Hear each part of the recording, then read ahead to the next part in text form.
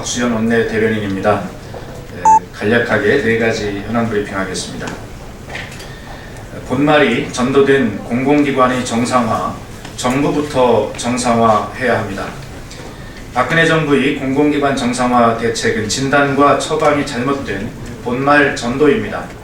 정부는 공공기관의 부채가 증가하고 모럴 해저드에 빠진 것은 과도한 복지 등 방만 경영과 노조 때문이라고 밝히고 있습니다. 물론 그런 이유도 있습니다.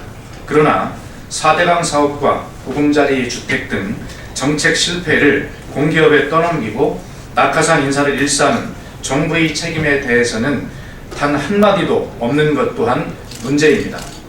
정부가 공공기관 정상화 방안으로 내놓은 자산 매각, 사업 조정, 복지 축소도 일시적인 미봉책에 불과합니다. 자칫하다가는 빈대 잡으려다 초가 3칸을 태우는 결과를 초래할 수도 있는 것입니다. 정부가 공론화 과정을 무시하고 일방 통행식, 마녀 사냥식으로 정책을 추진하는 것이야말로 비정상 중의 비정상입니다. 공공기관 정상화를 위해서는 정부부터 정상화해야 합니다. 불통과 배제가 아닌 소통과 참여를 통한 공공기관 정상화 대책을 마련해야 합니다. 일본의 아베 총리가 올 하반기에 집단적 자위권 행사를 선언할 방침이라고 합니다. 전쟁을 금지한 평화헌법을 깨고 군국주의 망령으로 일본을 개조하겠다는 뜻입니다.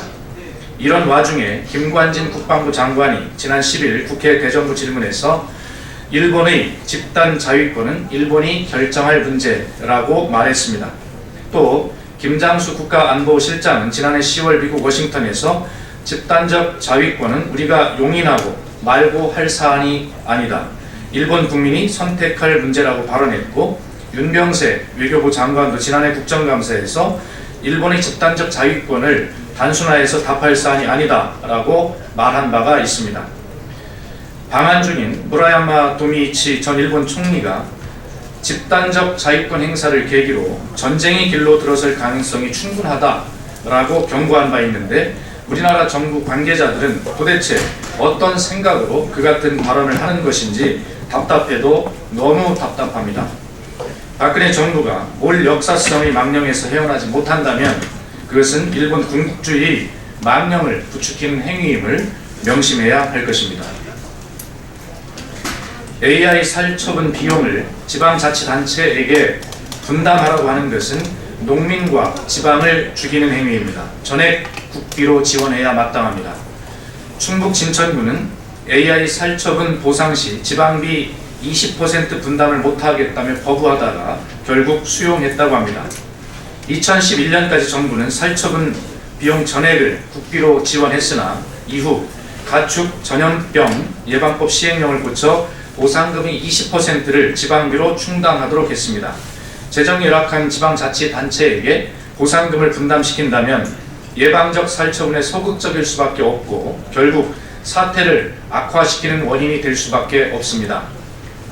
농민과 지방자치단체를 2번 울리는 시행령을 개정하고 살처분 보상금, 생계안정자금, 소득안정자금 전액을 국비로 지원해야 마땅할 것입니다. 전체 의료비 중 건강보험이 부담하는 비율인 건강보험 보장률이 2009년 이후 계속 감소하고 있으며 2012년에 62.5%로 최근 7년 동안 가장 낮은 것으로 나타났습니다. 새누리당 정권 하에서 국민 의료비 부담이 계속 높아지고 있고 건강보험은 제 기능을 하지 못하고 있다는 이야기입니다. 우리나라의 건강보험 보장률은 OECD 회원국의 평균인 약 80%보다 크게 낮아 국민의 의료비 부담이 높은 것으로 지적되고 있습니다. 이런 상황에서 4대 중증 질환에 대한 대선 공약의 파기와 의료 영유아 등 박근혜 정부의 반 공공의료 정책은 국민을 더 큰 고통 속에 밀어넣는 행위임을 명심해야 할 것입니다. 이상입니다.